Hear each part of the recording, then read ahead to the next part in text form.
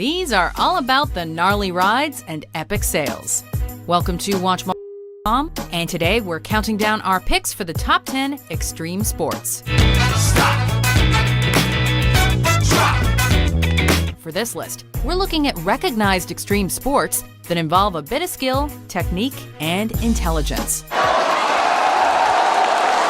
So with all due respect to the running of the bulls, which involves running and attentiveness, that event didn't make our list. Number 10, bull riding. Play the game, you take the pain, you know the dangers, and you're willing to pay for them to do what you love doing. So you think you're a tough guy, eh? Well, let's see you last 8 seconds getting your ass or twig and berries handed to you on top of a raging bull. Some people get their kicks by running away from such beasts. But whether you're an American rider or one overseas, there's nothing quite like the intensity of preparing for and executing this challenge. You step off of one of those bulls, you're 10 foot tall and bulletproof. It takes a certain breed to sustain this kind of lifestyle. And while people flock to events to see bull riders do their thing, there's not much they can do when the bull hits the fan. And then all of a sudden, going from perfect to horrible. Number 9. Volcano surfing. I push off. Moments later, I'm S-turning down the pumice. The advent of this 21st century extreme sport has been credited to Zoltan Istvan, and it involves a bumpy ride to the dark side of an actual volcano. That's right, a couple thousand years ago, the poor residents of Pompeii were essentially buried alive thanks to Mount Vesuvius. And now, adventurers fight back against volcanoes, so to speak, by getting all up in their business. Go! Yeah! Times have changed, of course, but one must always be aware of getting all carved up by chunks of ash and flying debris. Oh yeah, the explosive lava is something to think about as well. Number 8. Ice climbing. It's a 100-meter vertical ice shield, nearly rock hard because the sun never hits it. We all know that mountain climbing is for pansies, right? So that's why this slippery sport has gained such momentum in recent years. We're kidding, of course, as both rock and ice climbers are equally adventurous and crazy. Whether you prefer alpine ice or water ice, the basic laws of nature apply when climbing up a frozen waterfall. One does not simply ice climb. One comes ready with all the appropriate gear, prepared for perhaps the most exhilarating feeling in the world, and maybe a nasty fall. Number 7. Highlining. Some of you may already highline on a daily basis, but probably not quite like this. My name is Philippe Petit. I'm a wire walker. Featured in the 2015 film The Walk, highlining is the form of slacklining that is done at challenging heights.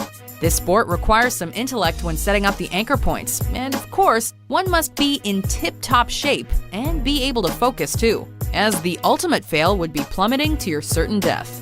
It's only been since 2010 that slacklining has really become popular, particularly in the form known as tricklining, and it builds on the examples of past high-wire artists for more creative expressions of freedom.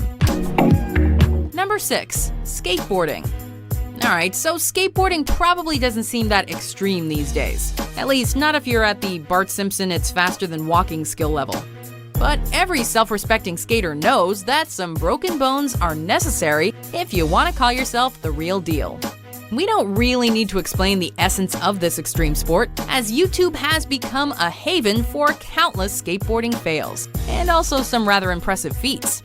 The activity is something of a gateway sport for extreme individuals, and a culture in its own right. You either skate or you don't. Number 5. Creeking, also known as steep creeking.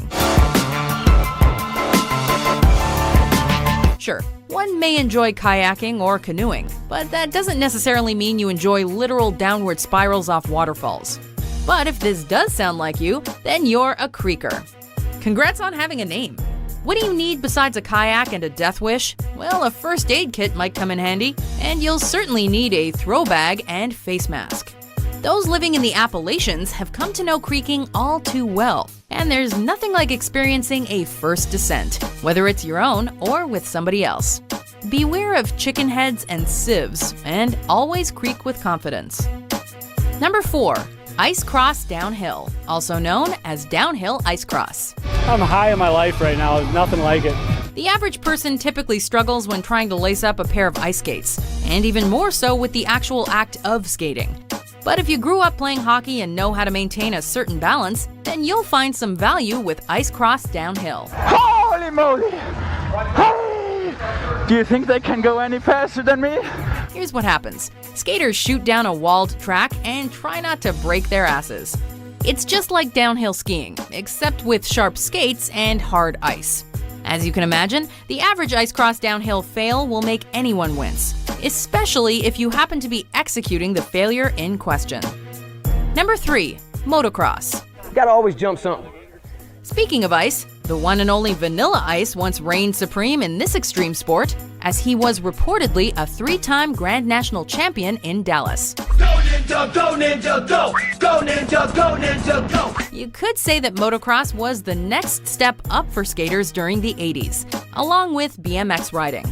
Numerous sub-competitions have emerged from this vehicular activity, whether it be freestyle, supercross, or whatever competitors come up with next.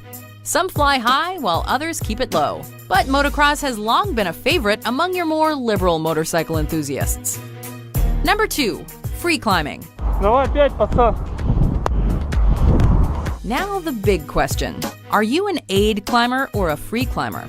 Not sure? Well, if you're the former, you'll need some help reaching your destination. But if you're the latter, then you're on your own. Literally. You know, you commit, you're like, I'm doing this, here I go. But then after like a couple hours of being all committed, you're like, man, I'm tired. Sure, free climbers take the appropriate measures to prevent, death. But the point of it all centers on the trendy concept of do-it-yourself. There's always that one glance down inside of the corner of your eye. Because once you make the turn and look, you're like, oh man, I am high. When you're a kid, you climb trees. But if you're an experienced free climber, you reach a bit higher. Some question the motivation of free climbers, which does make sense, but perhaps you just don't understand the feeling of exhilaration. It'd be sort of like asking a gymnast what they're thinking about while they're doing the routine. Ideally, they're just executing it perfectly. Before we unveil our number 1 pick, here are some honorable mentions.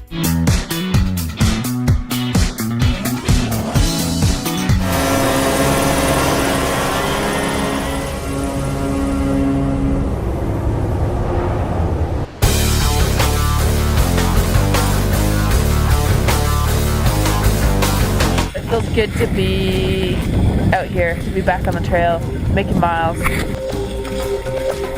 Number 1, wingsuit flying, also known as wingsuiting. If you're too scared to skydive or base jump, then you definitely won't be wingsuit flying. With the suit itself emerging in various forms since the late 90s, one may actually transform into a birdman, a Batman, or even a squirrel, depending on your stylistic preferences while practicing this sport. Of course, a parachute will be needed for a safe landing, and you may also need a hefty set of balls or a sturdy pair of ovaries. With the arrival of jet-powered wingsuits in recent years, there's no telling how this extreme sport will evolve for space oddities in the coming decades.